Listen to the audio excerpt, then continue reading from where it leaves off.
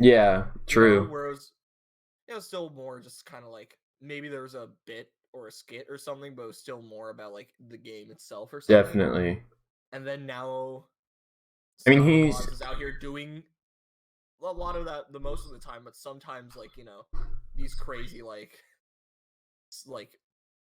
pseudo movies. yeah, definitely. Like his Madden '08 video, I think really was like a shift for his whole channel.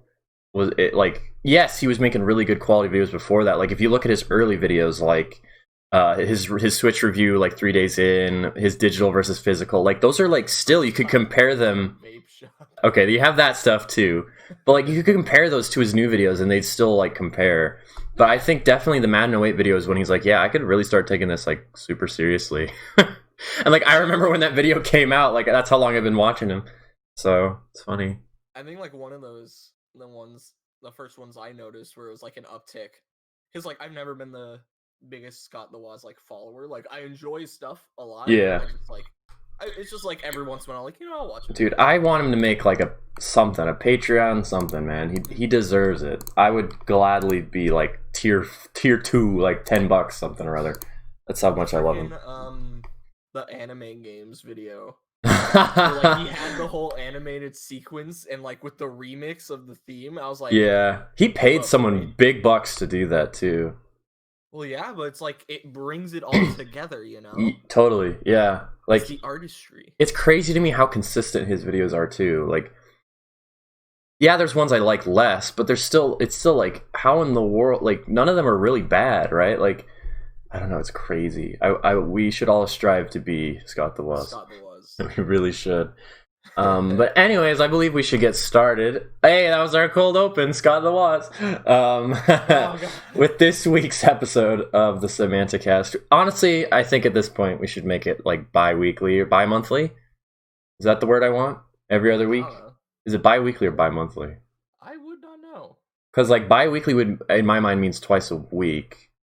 But bi-monthly means every other week. I think we should do that instead. Because gaming news is more fun to talk about when there's a bunch of it rather than like a little bit of it. So yeah. But this is oh yes. Oh no, you can. This is episode 4 of the Semanti-Cast. I am Scott Castle, and with me today, of course, is the lovely Gabe. How are you today, Gabe? I'm doing good. That's good. Definitely good. So a lot of things that we need to cover, really. Not really. We had the Nintendo's Mini Direct about a week ago, something like that. Yeah. No, a couple days ago, 3-4 days ago. I think it was Monday. Something like it was after I got back from my trip, so it would have been probably Monday. And then the Xbox Games Showcase, and then little bits of things in between. So I guess, what have you been up to? I know you got a new computer, but like, have you picked up any new releases or like seen any good movies like Scoob, which is now on DVD and Blu-ray? I have not watched any movies. Yeah, what's the movie? I honestly don't know. I don't know. I went to see The Empire Strikes Back at like my local little theater in town. It's like the old theater that was like around when the city was first built. It's a great little place. I'm not going to disclose. Where I was, like, wanting to get a job. Dude, I know. Summer, but dude, it's hard. They are really strict with their hiring, which I totally get because I'm sure a lot of people would like to work there. But yeah, so I went to see Empire Strikes Back there, and it was awesome. Like that was like, I mean, it's probably my favorite movie ever. So like, and I've never seen it in a theater setting, so that was really special. And like, you don't really notice when you're watching a movie on like your own screen at home, like how cinematic it is. But like Empire definitely is like a movie that was made for the theater, which you never would really think unless you saw it on the big screen. So that was really cool. And then they're showing the Avengers, the first one this weekend, and I'm planning on going to that. Support local business. But their like social distancing stuff is super interesting, and like you have to order tickets online and pre-pick your seat, and like they literally took out every other row of seating, so there's like a whole row of emptiness in front of you, and then the next row of seats, and then you can't sit within 3 seats of other people in the same row, and then you can't be 1 seat or less away from the aisle. So it's like, it's so bizarre, but like I think they're doing a great job, and sure, it may not be very financially like successful for them yet, but like I just want to support them, and so like that's definitely why I'm going. I mean, it's more successful than normal theaters at this Yes. point. Yeah, like I think AMC came out today on their socials and said that they won't open until like mid-August. So like God. And Tenet got delayed and fucking Top Gun got delayed. Like theaters, they're done for the year. There's no way that they open back up this year. I'd be so surprised. Unless you really go down hard on it like that. Yeah, where true. You socially distance it. It's like, nah, man. But this is also a smaller theater with just one screen. Worse. Yeah. This is a smaller theater with one screen. It's not like a big like megaplex with like 8 showing rooms and like a big area lobby and stuff like that. So I think they can get away with it because they're smaller, honestly. Yeah. But yeah, like if Dune gets delayed or moved, theaters are done for the year. Like even if they open up, like what are they going to show? Like no one, like literally that Empire showing I went to, there was like 3 people, including me myself. So like, what are they? Or if they're going to show random stuff, doesn't matter. But I miss it. Movie theaters are like my home. I love them. I think the last movie I saw in theaters was either Onward or Birds of Prey, whichever one came out. Or like later. I think it was Birds of Prey. No, it would have been Onward. I think it was Onward. I don't know. Whichever. I don't know what I saw in theaters last, man. Did you see Sonic? No. No, I haven't seen it. I've gone to a movie theater like this year. Like. Really? Yeah. Oh, interesting. That's crazy. But yeah, you've been busy with finishing up high school. Like, I get it. Yeah, I'm sad. Because like earlier in the beginning of this year, like nothing was coming out, you know. True. Yeah. It was just like, yeah, okay. So like near spring, that's when like everything's coming. That's usually when it is, anyways. Like January, February, and March aren't very big months, and then April is when things start to pick up. But like, yeah, April is nope. But April came, and everything was already over. Yeah, because like, James Bond was supposed to come out in like April or May, and then that was the first movie to get delayed, and like that was sad because like that's a movie that my sister and I were really looking forward to because I helped her to get into James Bond, and like we've seen a lot of the older ones and then like some of the newer ones and the 90s stuff with Pierce Brosnan and stuff like that. So that was a series that I was like really excited to go to the theater and see with my sister because like we saw Spectre, but that was before she really knew what James Bond was all about, and like I kind of knew, but I'd only seen like Casino Royale because you know I'm a film cinephile, if you will. And so like I didn't really know much, but that was exciting to see that. But I was sad that got, because that was the first one to get delayed, and then literally everything. And then there's rumors that Quiet Place 2 won't even come out until next summer, and we'll just get a VOD release. And it's like I'm sad, but it's okay because we have video games. Things are like, look, more than anything, this is pushing it more towards streaming and digital. It really is, which is but I like my shelf. I like paying more for the same content. Yeah, it's funny actually. I was at work the other day, and my manager, or like person in charge, was like, "Oh, I'm gonna go home and get drunk and play video games." And then he was like, "Yeah, I'm gonna be like a ninja, sneaky ninja." And I just knew what game he was talking about instantly. He was talking about Ghost of Tsushima. And then I'm like, "Damn, that game hasn't come in the mail for me yet." And the look on his face was lit. Like he thought I was crazy. He's like, "Wait, you like bought it like on Amazon?" And I was like, "Yeah." he's like, "I've been playing it for like a week." And I'm like, "Shut up." Like the look on his face that I even dared buy the physical version was so funny. I've never seen a reaction like that before. He fires you for buying physical.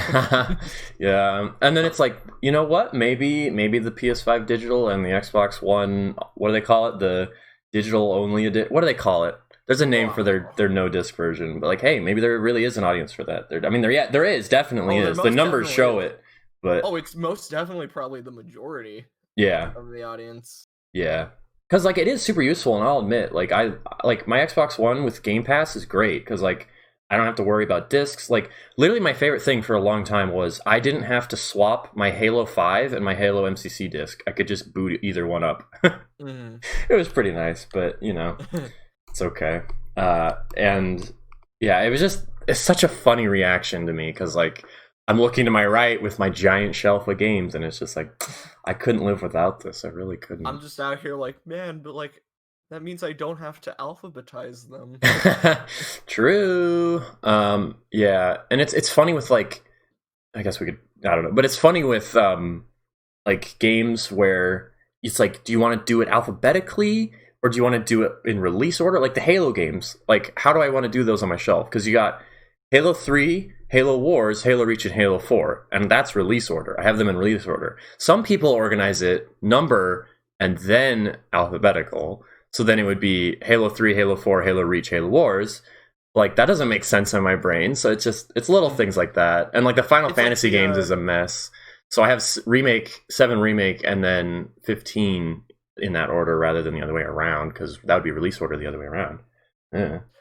If I have to think about that, like where it's like a series or a close-knit thing, then generally I'm like, okay, so for this small little area, I'm just gonna forego alphabetical order and just go in like the natural one. So like, number order and then like spin-offs or whatever. True. But like, even if technically this shouldn't go here and like, Yeah, like I have Persona 5 and then Persona 5 Royal because that's release and that makes a little more sense. Even if Persona Dancing should come first. Right. I'm putting that after the 2 main lines. Definitely. Yeah. And I mentioned this to you a couple days ago, but I just bought all the Gears of War games on disc because they're games that I've had digitally for years. And goddamn, does my 360 collection look much better? It's like it was just Halo and Call of Duty and Lego games, and that was it. So Lego games. Yeah. Who needs gaming news? We got this. Definitely. Yeah, screw gaming news. But like there's not much to report on. Unless you care about Xbox like me. we got Halo. That's really the biggest thing I think for this entire Unless you want to talk for 10 minutes about Tetris Effect, but, dude. I got sorry to pop off, but in my like full reaction, like because it was just my friend and I talking about Halo the whole time after the Halo reveal, and then like Tetris Effect came up, and I was like, wait, what the fuck is this game? Because it was just like images of people playing, and then it started playing the song from the game, and I love that soundtrack. Such a good soundtrack. It's so good. And I was like it's all connected. I'm like, oh my god, finally! Even though I have a PS4, like I could play Tetris Effect. Still thought it was cool. Dude, that's where we got. That's all the fighting game content we got in that direct. There was freaking I forgot who it was, but there was some like FGC figure. Oh, was he in that video? Oh, that's funny. And he was like, "We got something." That was a really weird trailer, and like everyone had I have a kind of different my Xbox One controller is gray and blue. It's weird, but like it's a special controller, whereas everyone else in that video had a fucking black one, and I'm like, why? Like normies. Yeah, gosh, they are true normies. Get a better controller. And then my PS4 controller's blue. It's like I'm just cool, I guess. I'm just better than you, man. Yeah. But I guess other than Halo, for me, that whole like presentation I thought was pretty good. Like it actually looks like they're gonna have games next generation, which I can appreciate. So like I guess the big ones are what was it called? Obsidian and like showed off like 3 different things. They showed off the Outer Worlds DLC, which I'm excited about. They showed off that like jungle looking game or whatever it was, and then Avowed, their like new RPG, which the interviews have come out saying that the budget for that game is like 3 times bigger than the Outer Worlds, because now that they're bought out by Xbox, they're gonna have like more resources. And so I hope that turns out really well, even though every time Microsoft buys a studio, it only seems like their games get less and less good. But except for the Gears franchise, like as much as I like Gears of War 2 and 3 and even the first one, like Gears 4 and 5, true bangers. Like I wish the Halo franchise was like on track like that the Gears franchise is, but that's just me. And then of course Fable at the end, like everyone like wanted it to happen, but no one thought it would happen, and then it happened, and I totally forgot who's developing it. But Peter Molyneux is not involved, so that's a good thing. It was just like, all it was just like a cinematic trailer of like. It's just to say, hey, it's coming. It's just to say, hey, it's coming. Yeah. That's cool. Which is fine. But I don't remember who's developing it. I'm a jerk, and I don't take the game. If they showed you the gameplay, it would look poopy. It would look like It would look like the Halo Infinite gameplay. No, it would look like a PS2 game, and we don't want that, dude. Okay, and then the Halo Infinite game? And then what was it? Psychonauts 2. Like, I was like, oh my god, finally they're gonna give us a release date. It's been like 7 years. Wait, was there Psychonauts 2? Yeah, they showed off Psychonauts 2, and it was like a new. It was a gameplay. It was a gameplay trailer, and they announced, or they showed off that Jack Black is singing vocals for the game, and I'm like, oh my god, this is amazing. And I'm like, finally, there's going to be a release date. We didn't even get a fucking release window. So, yeah, that game's never coming out.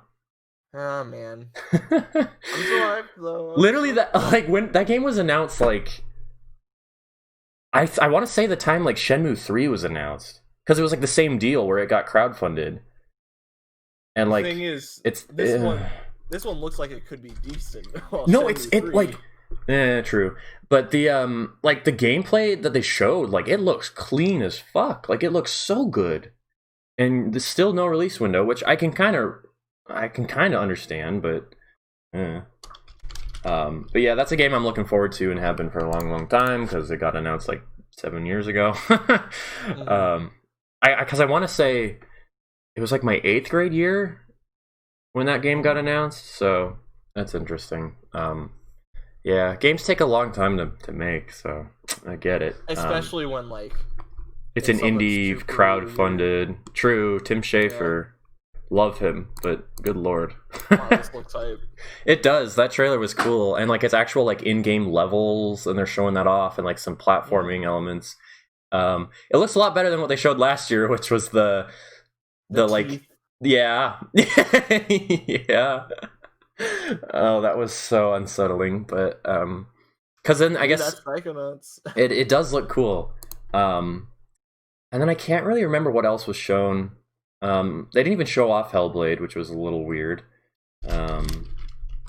Like I'm surprised they didn't even mention Hellblade.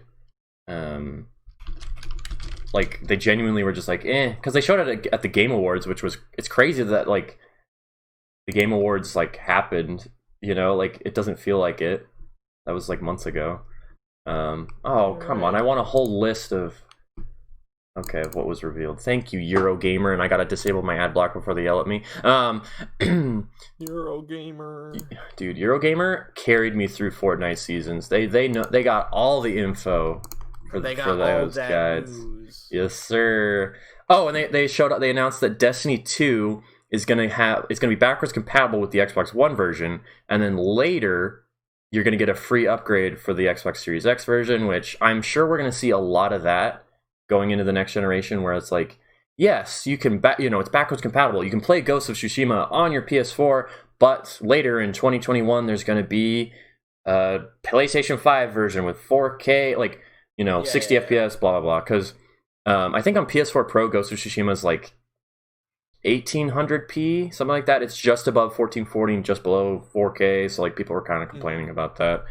But yeah, so I'm sure we're going to see a lot more of that going into the next gen, because I think CD Projekt Red said that that's their plan with Cyberpunk. But then again, Cyberpunk got delayed to November, so maybe the new consoles will be out. Yeah. Quantic Dream showed off a new game called As Dusk Falls. That was like the... it kind of looked Life is Strange, kind of crime, payday... what's the other word? Walking Dead kind of vibe. It didn't look up my alley, which is fine. Although one of the characters in it looks like, what's her name? God, Marlene from The Last of Us. So I thought that was. I wonder if the same actress that they got or something. Marlene.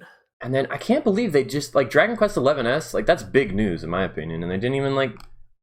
Oh, and the other big thing was Phantasy Star Online 2 got announced. Again. Yeah, I know. Even though it's out? Yeah, I don't know. I think it was like DLC. I honestly don't really know. I truly don't. The reaction I watched was like, this is just Phantasy Star Online 3. Like. Oh, okay. Oh, and then State of Decay 3. Like, there were some things in there that's like, oh yeah, that got announced. But, like, State of Decay 1 and 2 are, like, fine games. They're, like... Okay. They're, like, 6 out of 10, 7 out of 10. I don't know. They're in that range. But State of Decay 3 seems to actually have a budget this time, so... that's good. Because I enjoyed 2. I didn't really care for the first game. This is the life of an Xbox fan. You just kind of deal with it. And then I guess Halo, but you know, what's that? I guess I don't know what Halo is. Halo is a franchise of video games. Not for as much as I say I am a gamer, I have not played. It's definitely one of the bigger franchises that like you haven't touched. Oh, definitely. It's like I don't know, because it's probably the franchise I care the most about. Like I love Zelda, I love the Elder Scrolls. I like Call of Duty a lot, but like Halo and Grand Theft Auto, I like those games too.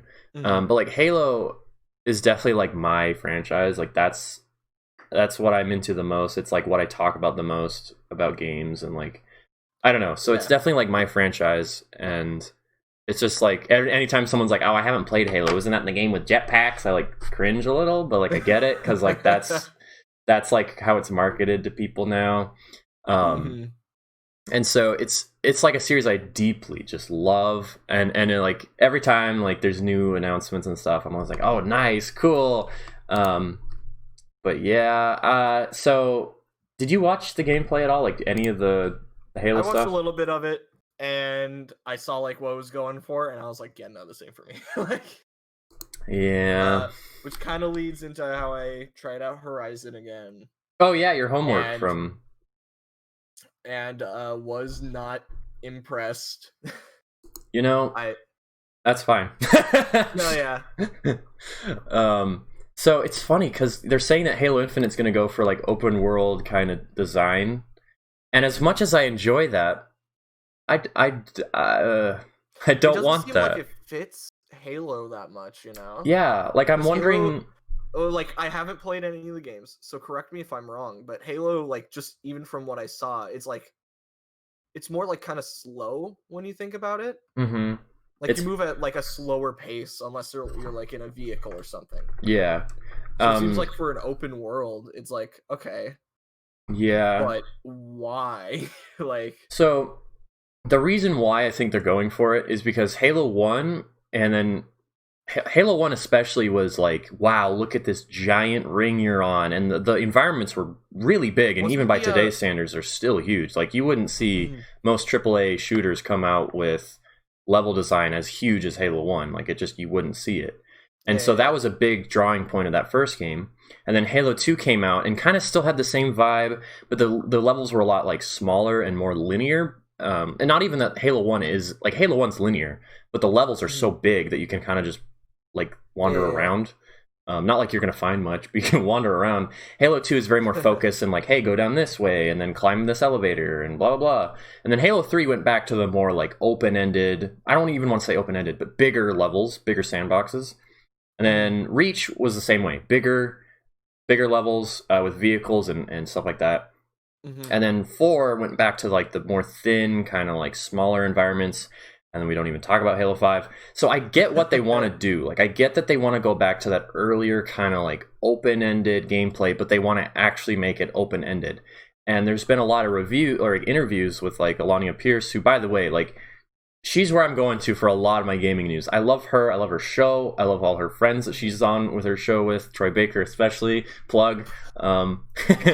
And, like, I want to play all of Mike Vithel's fucking games. And, like, I want to, like, go play Assassin's Creed Syndicate just for Austin. But Austin's sake and Journey. Anyways, shameless plug to a show that you're definitely watching over this.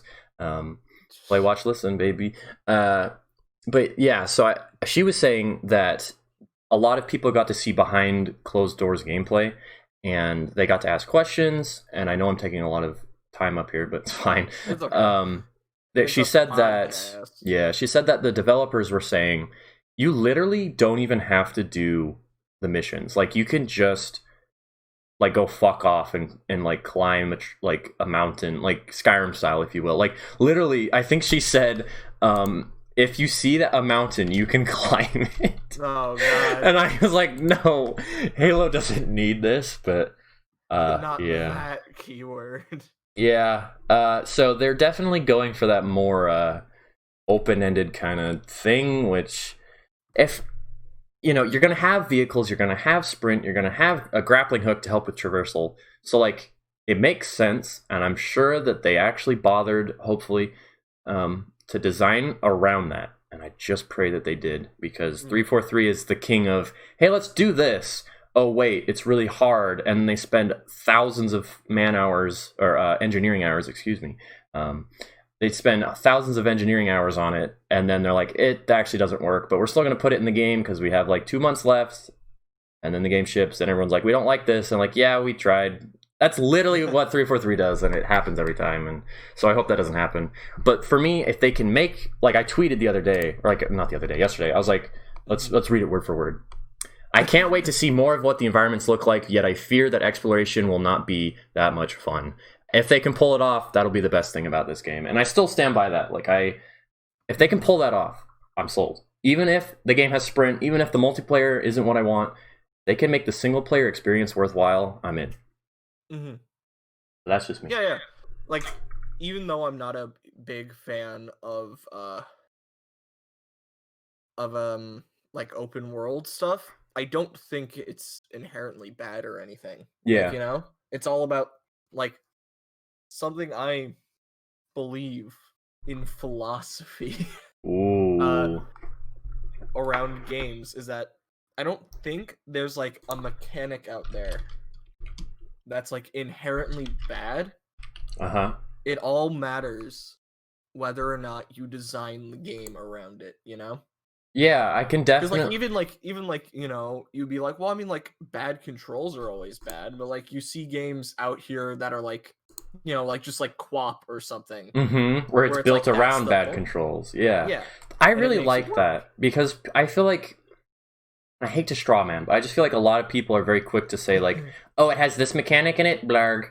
So like, and yeah, I'm guilty of that too. To be fair, there is like exceptions of like, well, obviously like loot boxes and like pay to win or microtransactions. Though I guess in my point of view, I wouldn't really call those mechanics.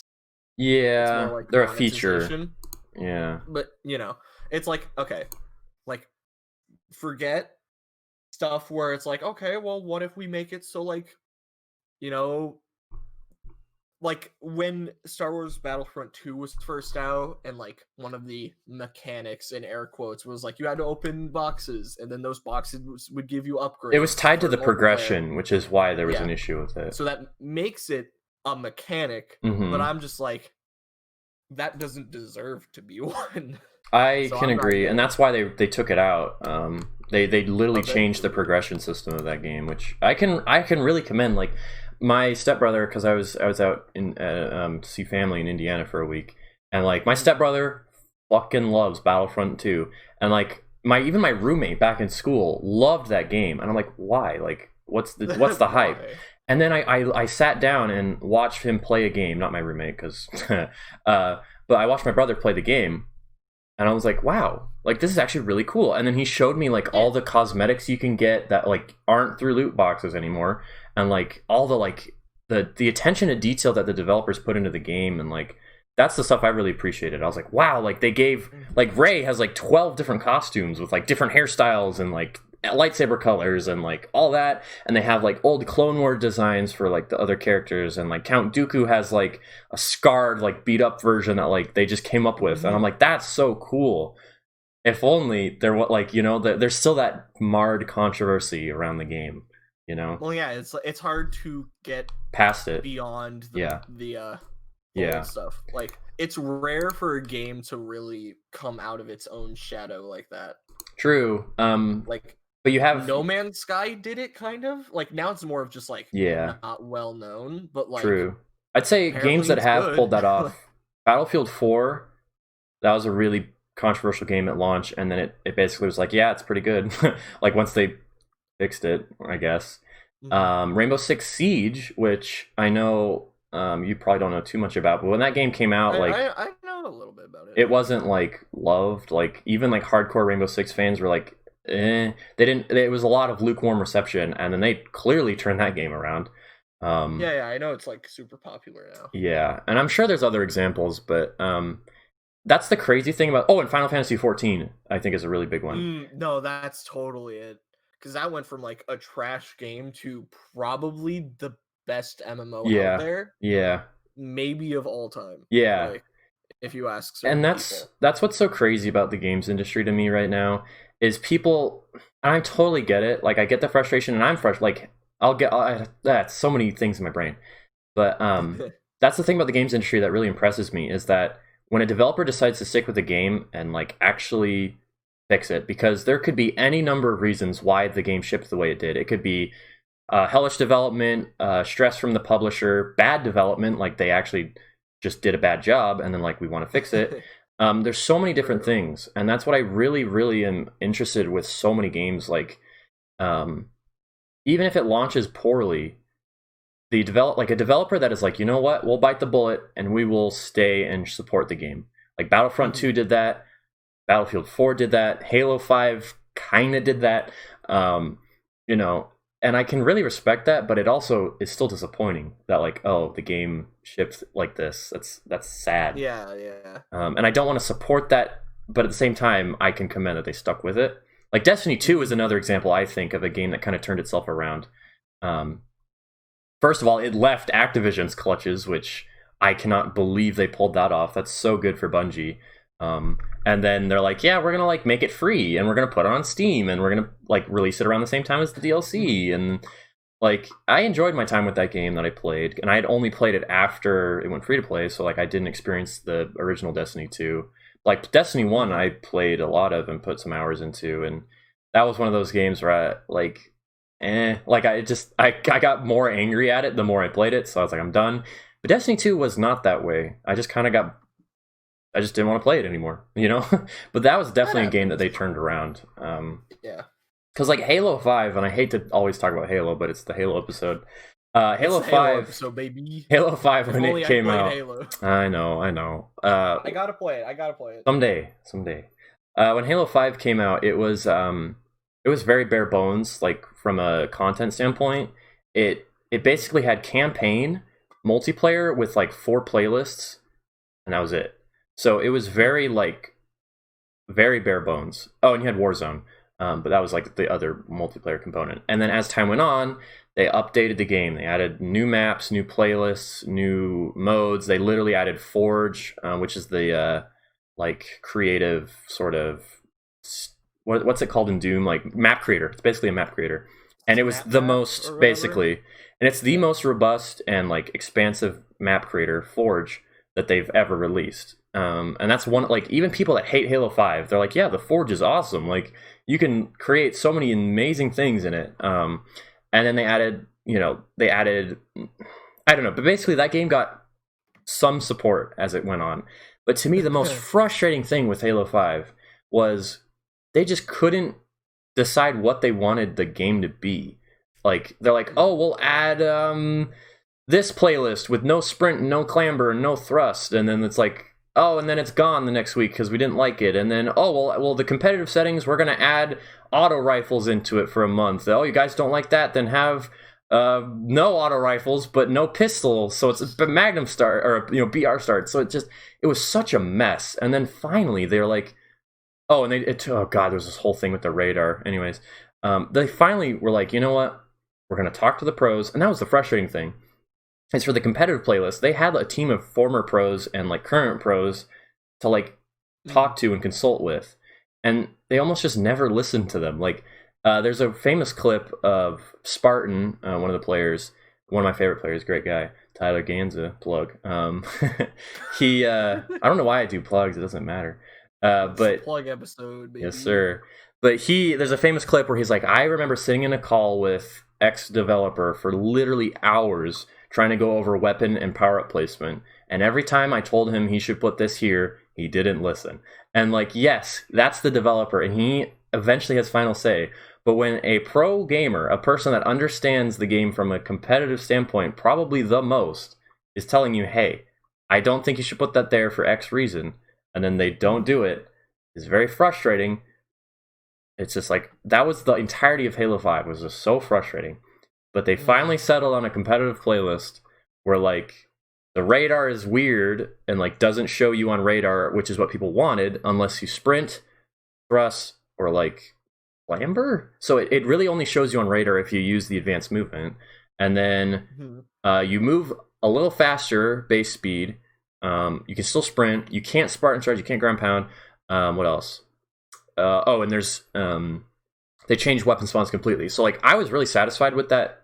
Finally, like, it took literally, I think, 2.5 years to come out with that playlist. To, like, the end of 2017.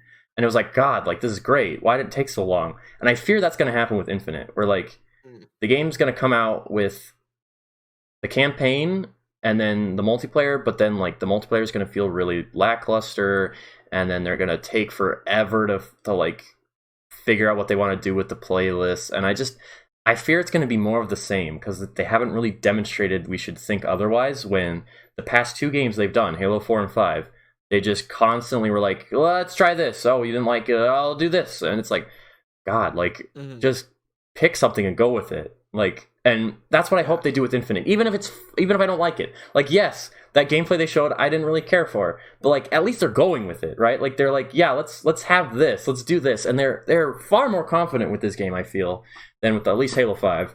And it's like, I like that. I like that they're just like, you know what? Full send, we're doing it. And I really hope that just goes on to the multiplayer showcase, and that goes on to the actual game release itself. Like, I just 343, please, for the love of God, have some confidence. Be J.J. Abrams with the fucking... Don't be J.J. Abrams with the Rise of Skywalker. Don't do that. Be the Ryan Johnson who just fucking does it for the sake of it. I don't care if it's shit, but at least just go with something, for the love of God. That's my soapbox, because Halo, man. Don't put stuff in it just because it's popular and you can put it on the back of the box. It has a grappling hook, and you can sprint, and you can... it's an open world. It's funny, because... make your own adventure. There's a clip, my favorite clip and favorite moment from the entire gameplay segment is Chief when he's, like, going up the elevator, and, like, you can see more of the Halo ring, and then, like, that moment really reminds me of Breath of the Wild, where it's just like, look at all this. Like, yeah, you probably can't glide, but, like, imagine if you could just jump off that elevator and glide over to that other cliff and, like, and that kind of thing, or climb that. Like, it very much reminds me of Breath of the Wild. And then he literally, at the end of the demo, he goes into, like, this map room. I'm like, oh God, Ubisoft is cursed gaming forever. Like, he's just gonna go download a map. It's like, he's no. Opened a tower, and then icons pop on the map, and it's like, God dang it. Yeah. Oh, yeah.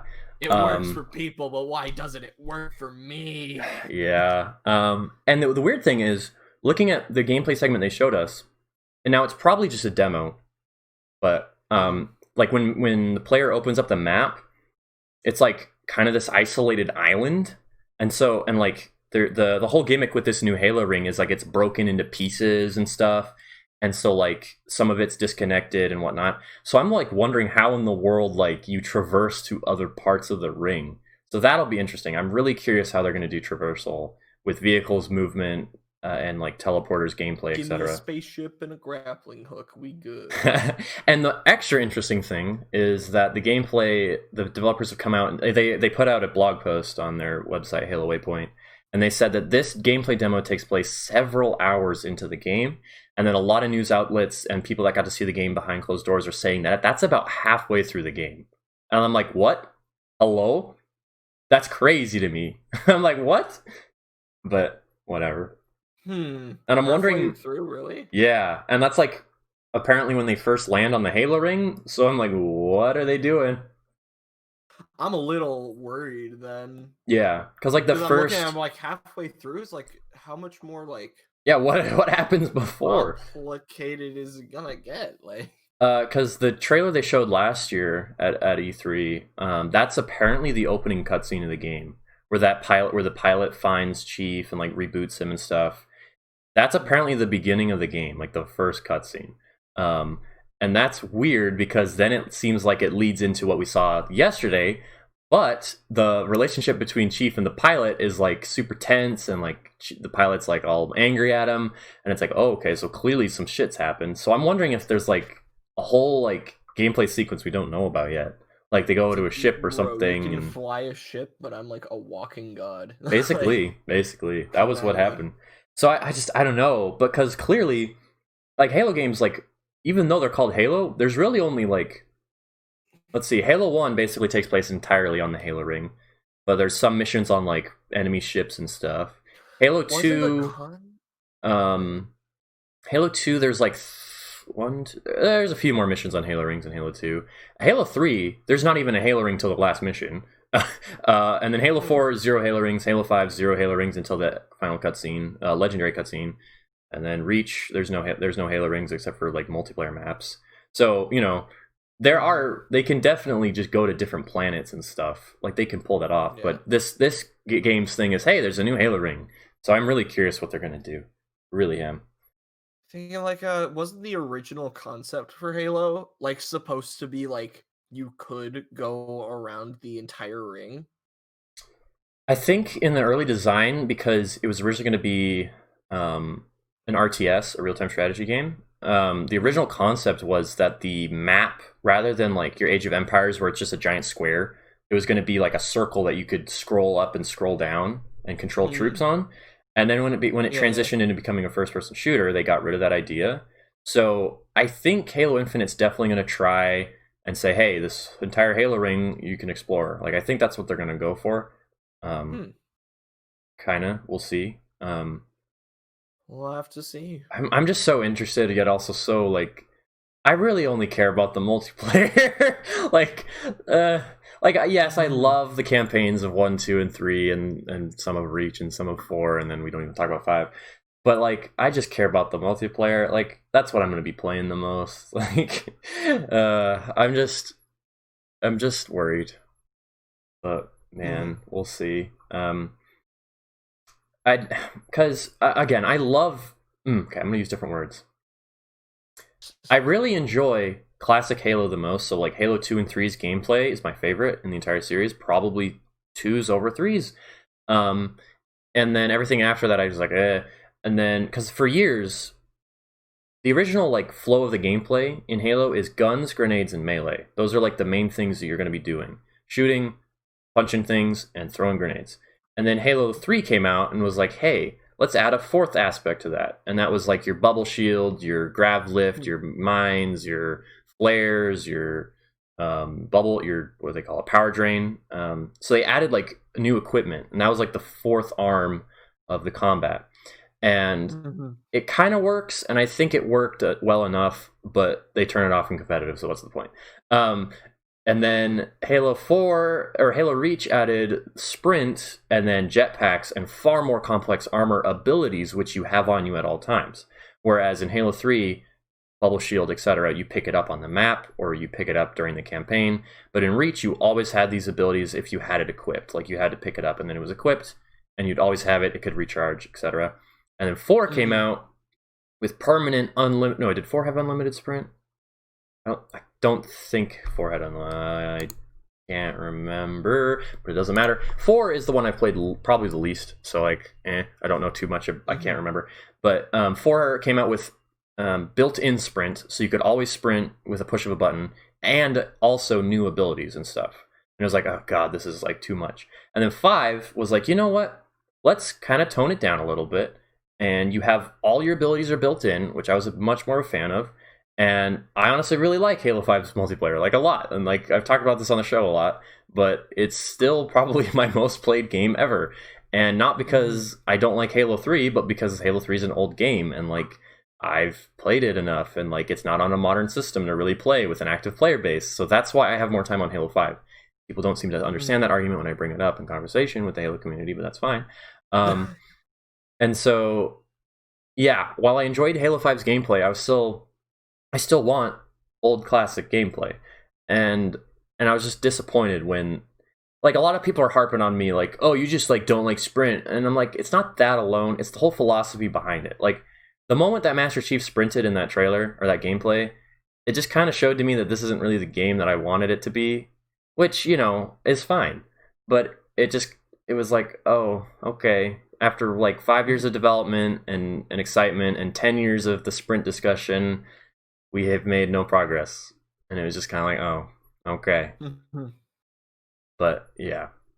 And you can kind of tell in my reaction if you ever watch it, but like I've basically become extremely distracted and like I don't pay as much attention because like I my brain kind of just turned off once Chief sprinted, and I hate to say that because like it really is like this generic like, oh, Halo fans can't stand when their green man walks faster than a slight brisk, and it's like, yeah, but like it's not the fact that he's sprinting, it's not the fact that like he runs. I don't give a shit if he's a super soldier, a toaster, or a snowball. If it's not the fact that he should be able to run, or like, oh, he can run because he's a super soldier. I don't want him to for the design philosophy behind it, and that's my thing. And I just feel like a lot of the sprint people that are like, there are a lot of the arguments like the best argument for sprint is it allows for more. What is it? What's the correct saying? It allows for more opportunities with the gameplay and player expression. That's like the best argument I think there is for sprint. And I get it. Like Halo 5, definitely. There's a lot more player expression you can pull off with sprint. And I'm probably just going over your head with all this, but it's fine. I'm out here like, yeah, hell yes. And so that's like their best argument, I think. But it's like, yes, but you're still designing the game in the almost antithetical way to what classic Halo is. And that's my problem with sprint. And that's enough Halo for one day. Because I was kind of sad by the end of yesterday. I guess the last thing about it is how rough around the edges the gameplay was, and I was wondering if that was something you really noticed before you heard about it. I mean, I looked at it and I was like, wait, this is the new console? And that's the thing. So the even I noticed that. Like, I'm out here and I'm like, I don't even know what 4K means. And so my thought process behind that originally was, okay, well, maybe they're showing the Xbox One X version or like a build on the Xbox One. I'm like, okay, but like, why would you show that when this whole thing is about the new Xbox? And then an interview came out through IGN saying that this is an old build from January. I'm like, okay, but like, why? Yeah. It's July. Isn't this supposed to be the wowing? Yeah, it's July. Halo is the game you started with. It's your flagship franchise, and you're putting like to wow us, to not come out with everything you've got. Yeah, you know? Yeah, and even if it's not like the July build, be like, okay, this is the build from like May, like. Yeah, because AAA games, fun fact, are mostly not even finished once they release. So like they're always working on them. I get it, and like everyone complains, oh, they're just showing a cinema or a cutscene or whatever. It's like, yeah, because if they showed you the game, it would look very not what you would want to see. Like the game doesn't come out for another year and a half. It's not gonna. There probably is no gameplay. And so like the fact that January they had a build that looked this good, that's a little more reassuring than, oh my god, it's July, the game comes out in 4 months and it looks like this. But that's just me. Yeah.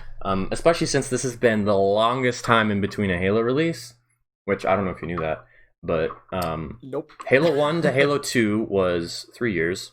Halo 4 to Halo 3, or excuse me, Halo 2 to Halo 3 was 3 years again. Or no, it was 4. No, it was 3 years. And then Halo 3 to Reach was 3 years again. But there was also ODST, which was a smaller scale campaign, which was 2 years after Halo 3. And then from Halo Reach to Halo 4 was 2 years, so the shortest development.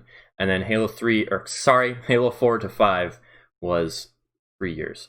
And so usually 2 to 3 years is the normal development cycle for a Halo game. And like news starts coming out about the game pretty quickly, and like we get gameplay and stuff. So the news cycle and the development cycle around Infinite is very different, which was part of the reason why I had so much like initial hope for the game. Like, oh my god, it's gonna be crazy and like yada yada. The game was announced like 2 years ago, and like it had already been in development for like 3, so that was already really promising. Like literally 2018 statistically is when the next Halo would have come out, and so it's like the fact that we're just getting news and a cinematic trailer is like, okay, it's a couple years off, and we knew that. And then another year happened, and it was just another trailer, and it's like, okay, like what are we doing? And then literally like 4 months before the game is supposed to come out, it's like, okay, here's 4 minutes of gameplay. And like, I get it, but literally Call of Duty has a better development cycle than like, you know, to all its credit, I commend every single Call of Duty game that comes out, because Activision's a piece of shit, and yet their developers that they hire and pay, they always release a game. Always. Every year. Even though like each team's on a 3-year development cycle, they always release a game. And it's like, I get it, and that's awesome. And like the fact that originally the development cycle for COD was 2 years, and yet those were like, even when the COD games were good, quote unquote, when everyone loved them, they were on 2-year development cycles. So like, you can't tell me that that it's not enough time. But Infinite's much more ambitious, and I get it. It's a little disappointing that after 5 years of waiting and 2 years of Infinite hype, this is what we saw. It's a little. But anyways, I think I'm done. I can't talk about Halo anymore. I'll go insane. I mean, I'm someone who hasn't played Halo, so like, for someone, yeah, I'm curious what you think. Likely more intrigued in the single player experience. Well, is more. I mean, okay, I should re-clarify. I definitely care about the single player. Like, it's the reason I originally played the game. Like. And it's a big reason why Halo 5 was such a big disappointment for a lot of people, was the campaign was just not good. And so I definitely care about the campaigns, and they should definitely put effort into it. That's my clarification. It's all good. I love like the Halo games for everything they involve. I mean, the Infinite gameplay just did like nothing for me in terms of it, but like, as someone who's interested in getting into it, is the Master Chief Collection on PC good just for like playing the campaigns and stuff? Yeah, definitely. There's issues like with the netcode for the multiplayer, so like don't expect the best experience. But when am I gonna play multiplayer? God. But yeah, definitely like if you've never played the series, I'd say the MCC is your best bet. Like you know, while I would definitely.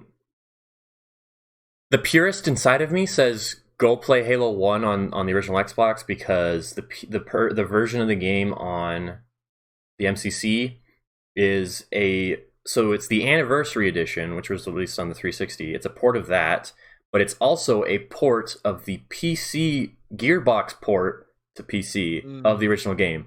And so it's like an altered version of the game. And so it's not at all like the original version. So there's like different textures, different lighting effects, etc., because of the port to PC. And so the purist inside of me just says, oh yeah, go play the original version. But like Halo 2, you're fine, even though it's the Vista version and it sucks. That campaign's really good with the remaster that they did. I like, to all of 343's credit and Blur Studios, like, I still think Halo 2 Anniversary, the campaign, not the multiplayer, the campaign is the best thing that they've put out ever. It's so good. And then 3's PC port, which just came out, is easily the best port that they've done so far. It's so good. And then the Reach port, they fixed the audio, which was a big problem, but it's definitely a better place now. I haven't played it since the patch, but yeah, so... The first 3, so Halo 1, 2, and 3 are all on PC now, and then Reach, and those are the ones I definitely recommend, because those are all the original Bungie games. Like those are like the ones that are like generally considered to be the best ones. Yeah, and like once you start hitting 4 and 5, that's where it's like 1, 2, and 3 is like the golden age. Reach is when people started to have issues, and then 4 and 5 obviously, because you know. People always call me a Bungie fanboy when I say, oh, I don't like Halo 4, and I don't like Sprint, and I don't like this. And, like, Halo Reach is, like, one of my lesser favorites, and it introduced Sprint, and it has issues that I don't like. And they're like, oh, that's an exception, because 343 helped develop that game. And it's like, okay, whatever, we're done. Like, conversation over. It's like Modern Warfare 3, where the original dev team left it, and then Sledgehammer had to help, and then Sledgehammer started making COD games. It's like that whole thing, where it's like, yeah, they helped, but like that was Infinity Ward's game. It was not Sledgehammer's game, but it's whatever. Yeah. So yes, that's enough. So are you gonna pick up Halo Infinite when it releases holiday 2020, Gabe? Off of what we saw, yeah, I wouldn't either. I wouldn't either. There was a rumor earlier today that the game wouldn't launch with multiplayer, and that was quickly debunked by the community manager earlier today, which was really reassuring. So that's good. That was not helping with my Halo depression earlier today, but because God, that would have been really scary. But yeah, I mean, that's a lot of people's favorite part of it. You know? Oh my God! Nintendo just dropped a trailer for Balan Wonderland. I don't know what that is. Oh, that was something that was revealed before the Xbox. Okay. Oh, okay. Nothing special. It looks like a JRPG. I don't know. It looks like anime. But yeah, I'm definitely looking forward to seeing more. Like the multiplayer in the blog post that they posted about the campaign. They're saying that like the abilities that shown off in the campaign, like the shield and the grappling hook, are going to be much different in the multiplayer. Which the fact that they even want to put them in the multiplayer is an issue for me. But like, you know what? I'm just going to wait patiently until they show us the multiplayer, because that's where the majority of my playtime is going to go. And so I just don't want it to be this constant, like every other week 343 is like, hey, let's make this playlist with double jump, and it's like, what the fuck are you doing? Like, just chill out, please. But yeah, anyways, I'm done. Just make it something and then stick with it. Yeah. Yep. But yeah, that's that. Nintendo exists. The Origami King released, and now no other game will ever release for a Nintendo console ever again. Yay. Yep. Ending on a Nintend's dead. Note. Okay, it's weird. So I never been a Paper Mario fan, really. I just never played the games. The only one I've played is Sticker Star. So the general reception from the game for a lot of people is like, yeah, it's okay.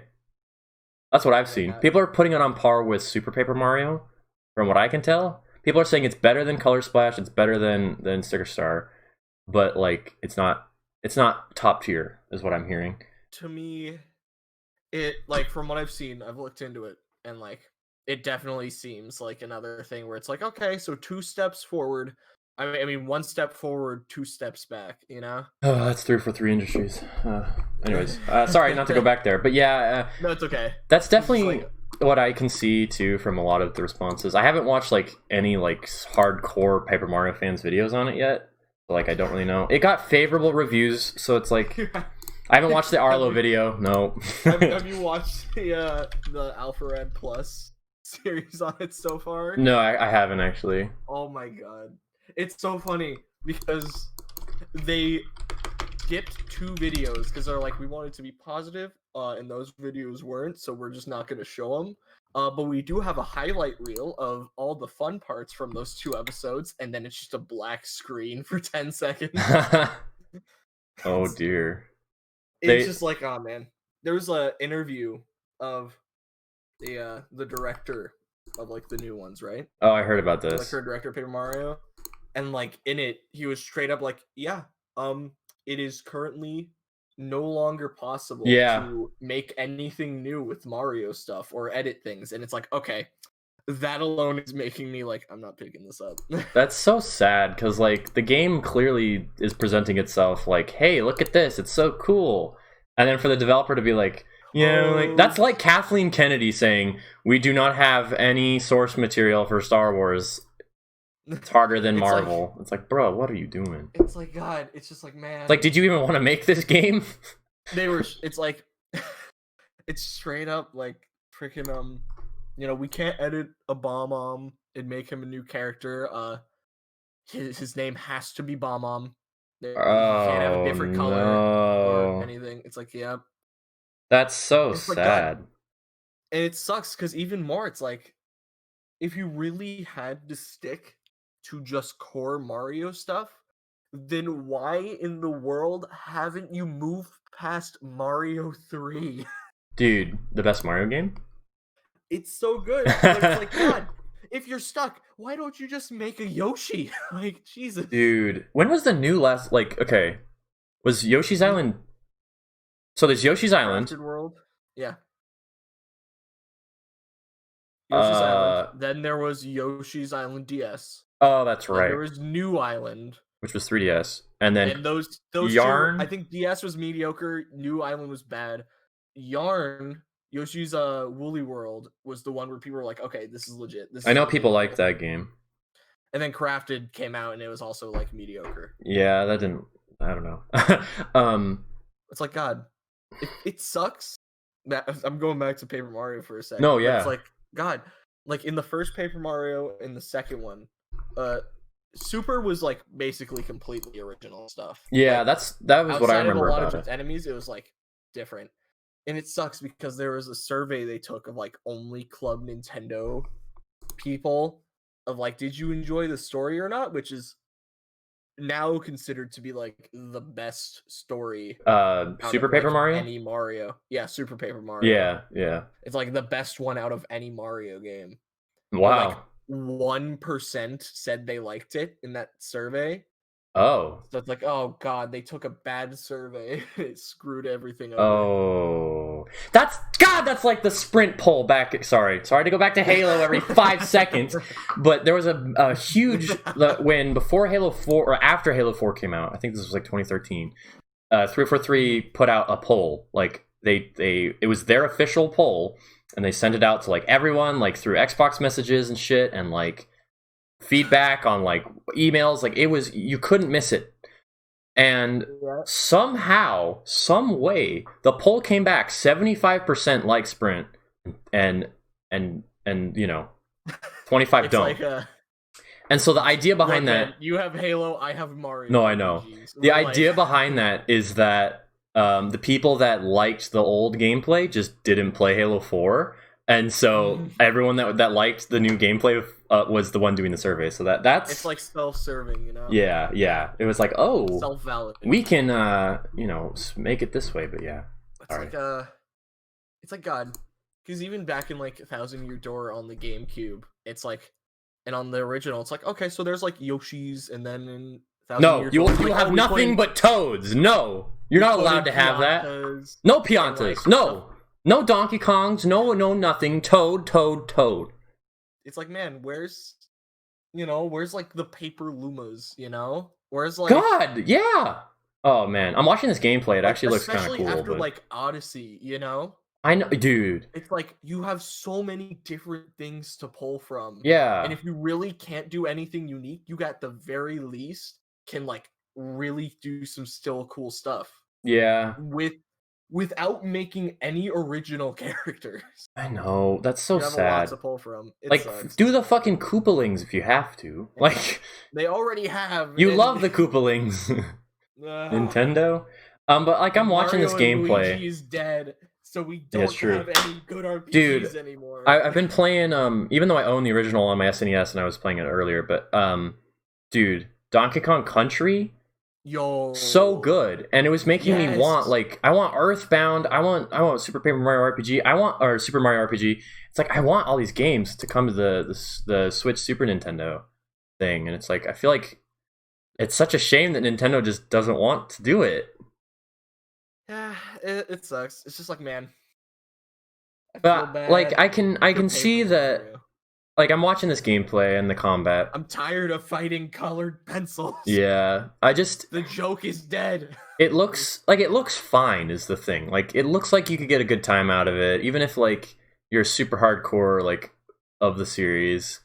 It looks beautiful, especially for, like, for what it is. I think Digital Foundry said it ran at a true 1080p, which is pretty impressive.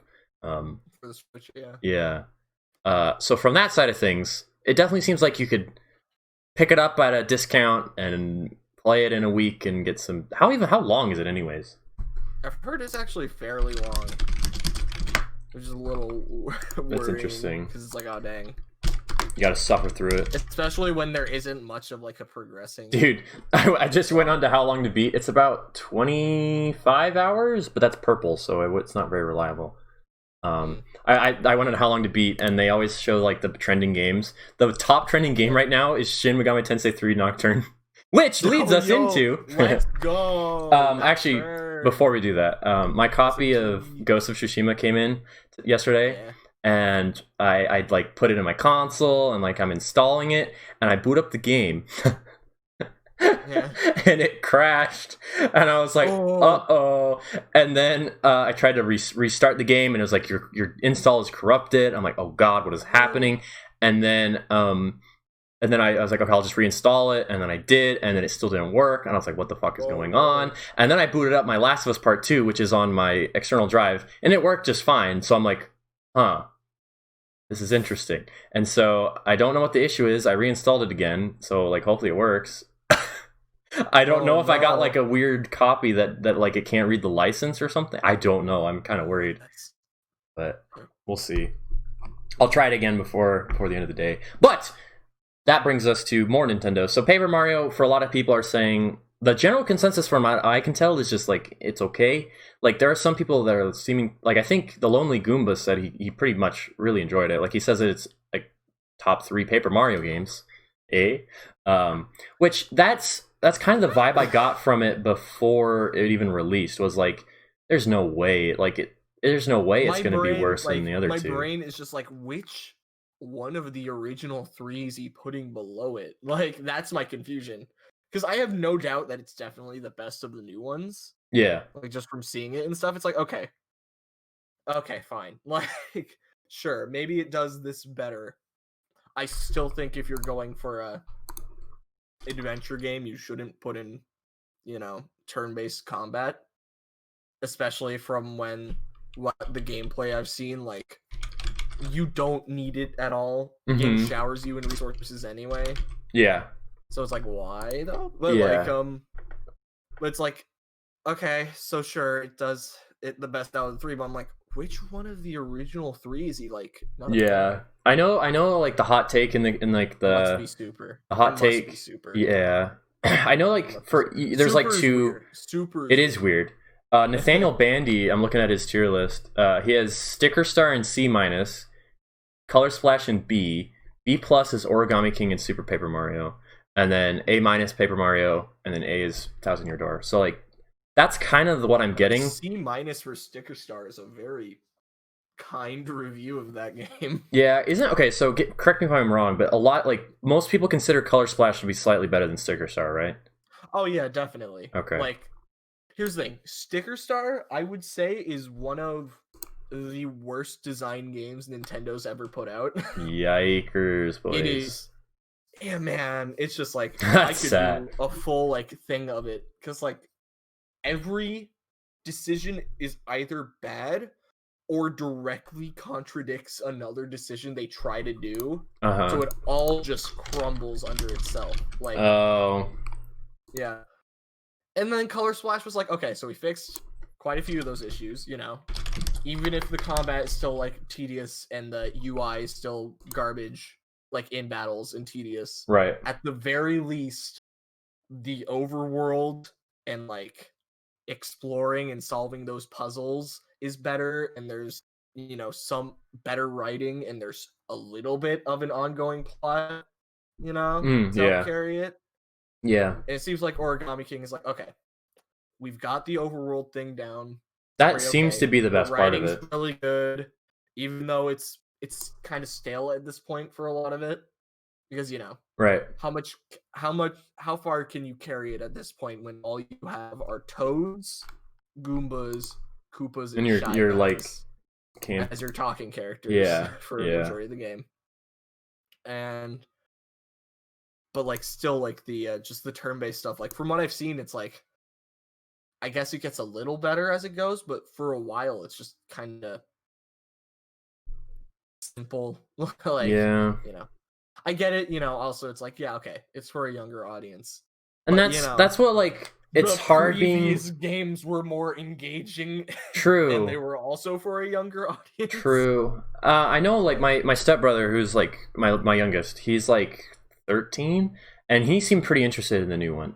Because, like, he's, like, for a lot of people, this is going to be their first Mario RPG, or quote-unquote RPG. Because, like, the Switch is literally the most, like, if you're a kid and you don't have a Switch, like, from what I can tell, like, you're not cool. Like, that's kind of the vibe I'm getting from a lot of people that are younger. And so, like, for a lot of people, this is going to be, like, their introduction to the franchise. And so, like, that's really interesting to me. And so I wonder like if that's gonna influence people to like want to play the others. Go play Bug Fables. No, go play Bug Snacks. No, that's who you gotta play. I'm gonna buy a PS4 just for Bug Snacks. Let's go, dude.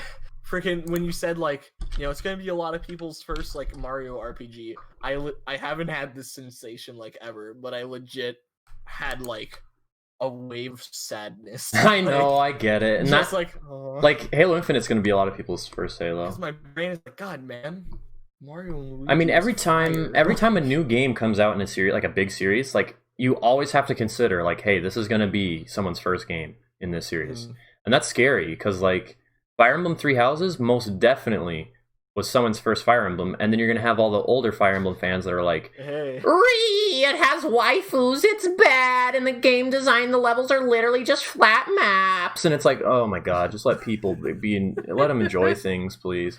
Yeah, I can't tell you the amount of time, like, and then I have, sorry, but yeah, like every time a new game in a big franchise, it's like, every year a Call of Duty comes out, that's going to be someone's first. Every year a Halo comes, or every time a Halo comes out, that's going to be someone's first. Like, it's always a thing.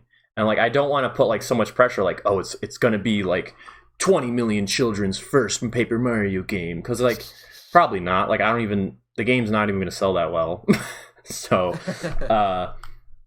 yeah, like you have to keep in mind, like the Switch, the best-selling game on the Switch is a port of a 6-year-old kart racing game. So like, don't worry that much about it, but you know, that's always so funny. Give me a Paper Luma. That's paper. That's all I need. They just got to reboot it, make it Paper Star Fox, and make it Paper good. Star Fox. Dude, you sent the message of just make Star Fox Halo. Dude, I want that.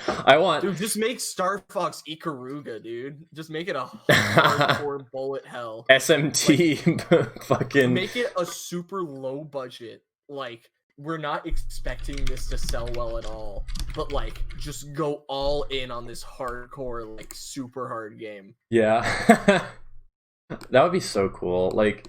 The Switch, man, like, I know we have this conversation, I feel like, every time we record, but, like, it's a good console, yet I haven't, like, there's still not a game on it that I'm like, drop everything you've done in your entire life, go save up, go buy this, and then tell your friends. Like, I'd say really only Breath of the Wild.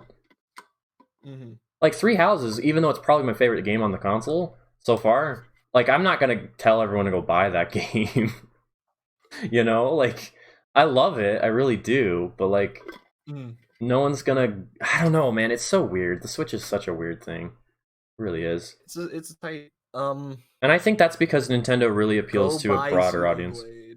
That's a game I still want to play. Yeah.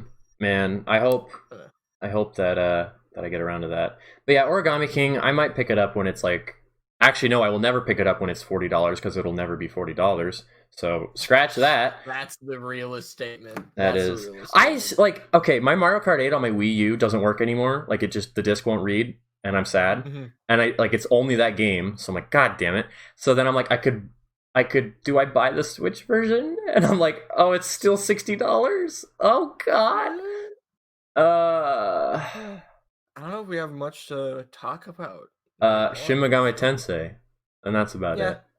So the mini direct, people with Joker profile pictures are like Persona 5's not on Switch, and us real ones are over here like yo, let's dig it. Yeah, as someone that's played through Persona 5 and someone that has gone back and tried to play Persona 3 and 4. I'm so close to finishing Persona 4. I'm on there's 2 more dungeons, dude. I'm so close. I have to catch up. I can actually play it. So yeah, true. PC baby. But as someone that's gone back to really try to appreciate those games and older style Shin Megami, I'm excited for SMT5. That's gonna be so cool. No matter what it is. I'm just excited that I get to experience both of it. them are gonna be day one pickups for me. I'll say that. Ooh, Gabriel, my dude. Almost doxed you. That's so okay. That is a huge statement coming from you. When literally all we've seen is a cinematic trailer, and then gameplay of Nocturne. I mean, one's a remake, and it's a game I was already planning on picking up, so it's like, okay. I think Nocturne, like originally, like back when I was like first researching Persona 3 and 4, like how to get them and the best way to play them. I was originally like, who was it? Ian, our friend Ian, Princess Takumi, at Princess Tech Tech on Twitter, and all that. I don't know what I'm doing. I don't know. But like, I was originally gonna buy him. We haven't done this in like 2 weeks. I was gonna buy him. We're getting back into it. I was because I bought him a birthday gift, and I was originally thinking of buying him Shin Megami Tensei 3 Nocturne, because like he was like, I want to play it. I almost bought him it, and so I'm pretty sure it's that one. And so for that to get a remake, not only on the PS4 but the Switch, like the fact it's coming out like what, spring 2021, I think. Like it'll probably get a PS5 release. I wouldn't be surprised. But like that's crazy. Like that's so cool, dude. The thing with SMT is like, at least for like the major ones, I can't say that I've heard like a lot of like negative. Yeah, like, it's a franchise that when it comes out, it's rare, but it's like I don't like, from what I can tell, it's a real one. I don't think people liked 4 that much. Like hardcore SMT fans didn't like 4 that much. And then of course you have the Persona 5 is trash crowd. So like, I don't know, but yeah, like you can't deny. You literally cannot deny. Like when 5 came out, like I swear I didn't even know what that game was. All I heard about was this game called Persona 5, and then I saw Etika stream it, and I was like, okay, this looks cool. And then the Game Awards came around, and it's like, what the fuck is this game? I was like, what is this? And then Joker got announced for Smash, and I'm like, okay, this is cool. I'm gonna play it. And then it's like probably like my favorite JRPG ever. So you know, it's real tight. It's a cool game. Yeah, I definitely agree. Like, I definitely want to pick them up. Like, I think I'm more excited for 5 than I am for 3 because I've heard, you know, if they include the difficulty, hard. Yeah, if they include the difficulty options from Persona 4 Golden on PC, I will play Nocturne. You know me, Scott. You know it's like, this game is brutally hard, and I'm like, oh yes, please. It's also really long, isn't it? It's like 50 hours. Well, I don't know. I just know, like, the thing, like, the dungeons are like actually designed, like, you know, they're like they are randomly generated. But wait, so they're wait, say that again. They're like actually like designed. Oh, like, so they're not like randomly generated. Persona 3 and 4 and okay. Yeah. That makes me a lot more interested. Yeah, but they're like obtuse. Like, yeah, I bet. Apparently they're like, it's super hard, and like part of like, I think like why people SMT has like a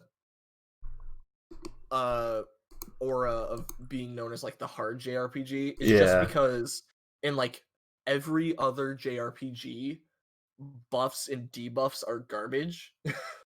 You know, like you don't really use them as much. You can get along fine without them. Right.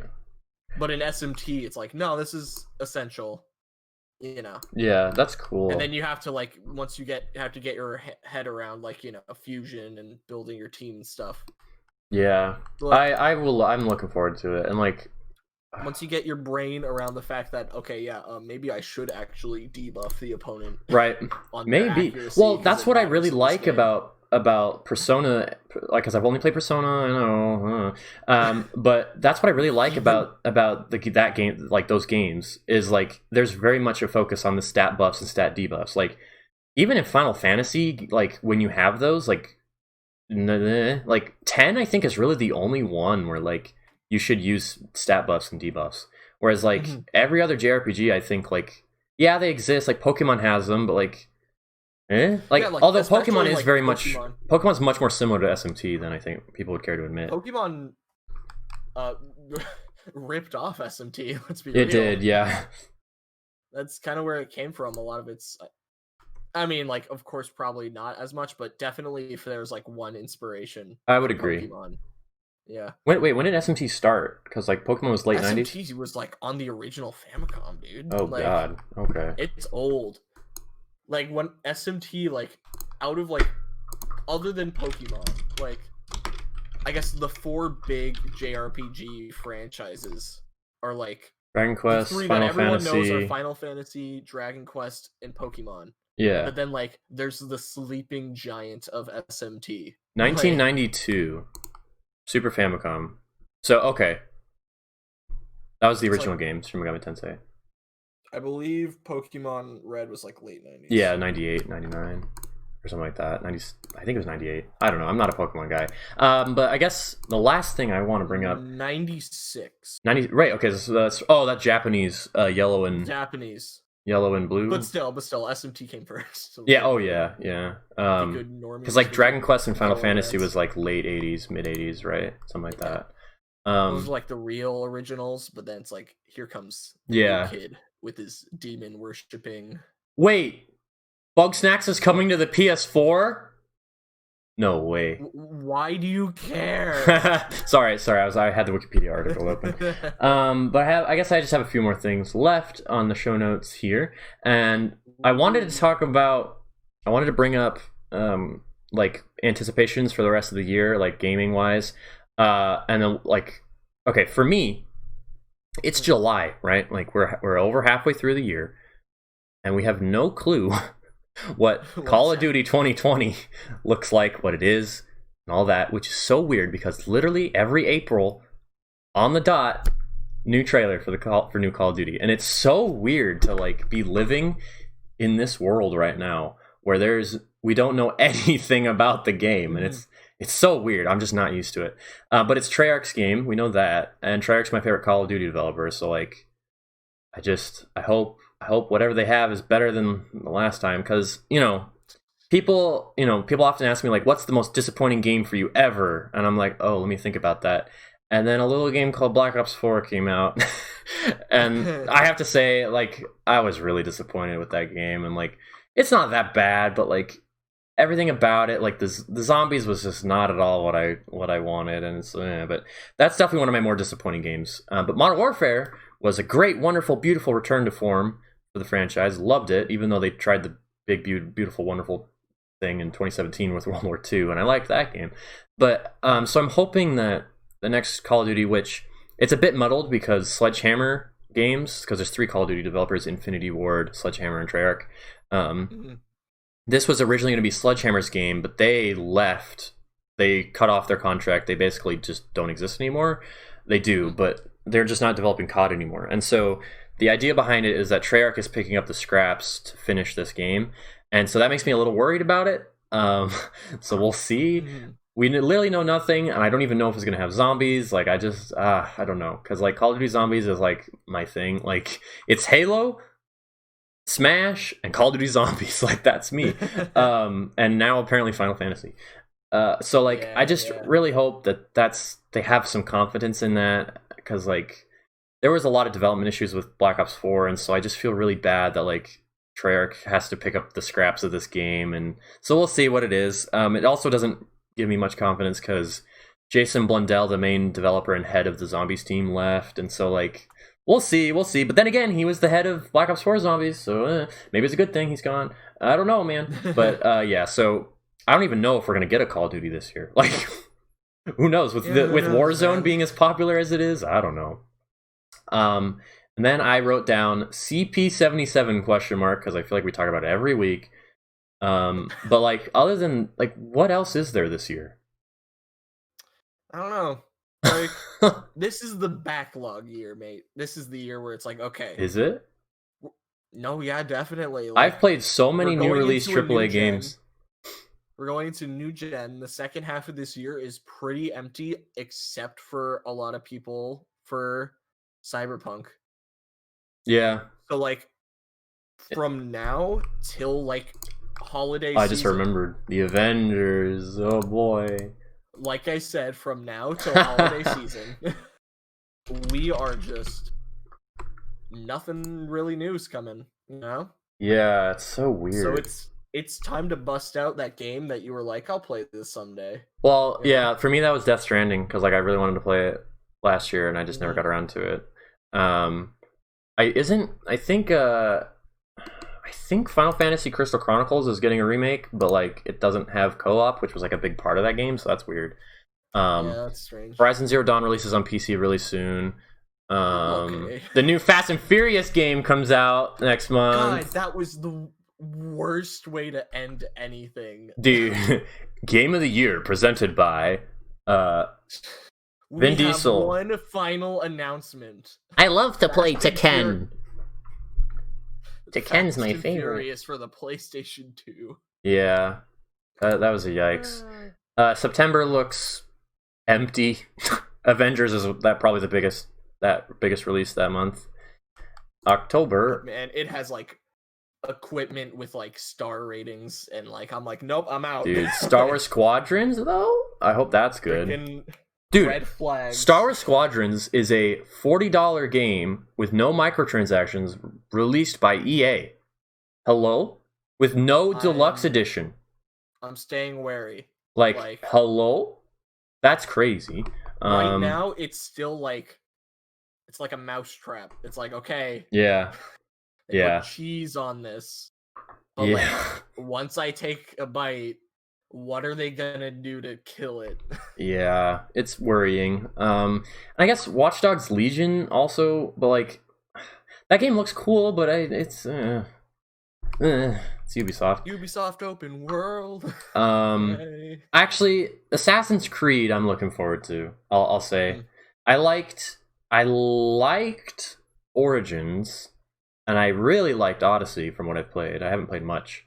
Like, I really liked the design of that game. I haven't gotten to the point where, like, because the biggest complaint with that game is the leveling system's bad, and you have to pay money to get what you want. And like, I haven't like reached that right issue. Is like freaking major sin. I'm like, to me. That's like, I'm like level 30, and like I haven't had any issues with the leveling system yet, and so I'm wondering if like they fixed it. I don't know. I really don't. Maybe. Well, I wouldn't know, but it's like, if it's actually like that's like an issue, it's like, okay, yeah, this is garbage, and I have no trust in this developer from now on. I mean, it's Ubisoft; they're always doing whatever. Yeah. But Valhalla, I'm excited for because it's like Norse and like Vikings, which I think is a really cool setting. And of course, Cyberpunk. And then Far Cry 6, which they're saying that like it's going to be kind of a new take on the series, which I'm interested in. Like, we'll see what that's like. We'll have to see. Like, yeah, and then of course, do they mean like in structure? They're saying that they aren't even going to do first-person cutscenes anymore.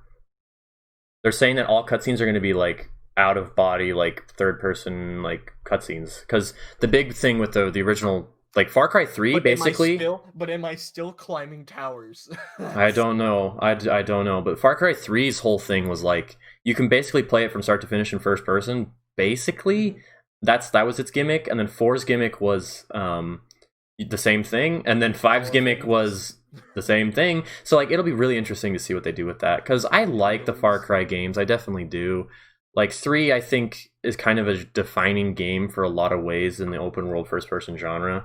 And so I'm looking forward to 6. Plus they got I can never say his name correctly, Giancarlo Esposito, bless him. So we'll see. But like, we literally like we don't know much about that game yet. And then to close out the show today, Bug Snacks. Why? Have you played Octodad? I have not. I have Octodad from the bundle I got from Itch. Then you gotta play it. Then you'll know the hype behind Bug Snacks. No. Good lord! What a game! What a game! The Microsoft presentation was just a lot of Bug Snacks level reveals, mate. I don't know. I didn't see a Bug Snacks. I didn't see one. There was nothing on the real masterful level of Bug Snacks. No, sir. No, sir. But yeah, I think we're gonna end the show today. I don't have any homework for you. I don't know. It's weird. There was a lot of stuff, I might. Maybe I'll see. Maybe if I find a way to get some cash, maybe I'll look into getting the Master Chief. I did tell you this. I bought it on Steam because I was tired of the Microsoft Store version. Did I tell you this? I don't know. I think so, yeah. Yeah, I bought it on Steam because I was tired of the Microsoft Store version. So I'm probably going to go play some of that. It's not homework, but maybe it's something that could be exciting to talk about. Pay $40 and buy Halo on PC. There you go. I'm just kidding. Yeah, I mean, if you ever pick them up, certainly let me know. And We might even we can play some maybe campaign. I'll just, not tell you, and then one week it'll be like, hey, I've played through Halo. all of them. I'm so interested. We'll see how that goes. But yeah, thank you everyone for watching. Hopefully we'll be back next week and we'll be on a more steady schedule. I'm gonna play probably some Halo 3 on PC, and later play some Ghost. I would say Ghost of Tsushima, and then Gabe will do whatever because he's Gabe. Hell yeah. Yeah. Anyways, everybody, thanks for watching. Talk to y'all later. Bye bye.